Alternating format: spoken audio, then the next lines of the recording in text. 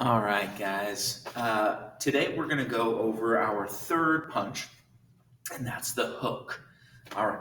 So a hook is actually something that you can do with either your right hand or your left hand. Now, everyone's a little bit different, but for us and our purposes, we're going to be doing these hook punches in what I call our square stance. So if you can see, that's kind of where my feet are a little bit wider than shoulder width apart, but they are parallel with each other. So from the side, you can see me this way.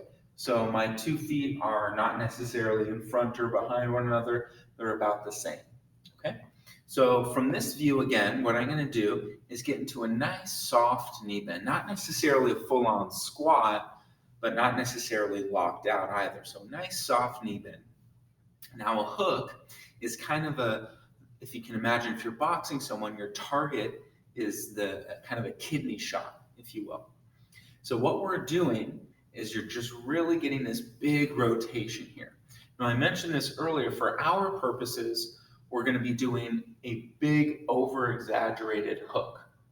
So when we box for rehab purposes, we're trying to get as much of our body involved as possible, as much rotation as we can.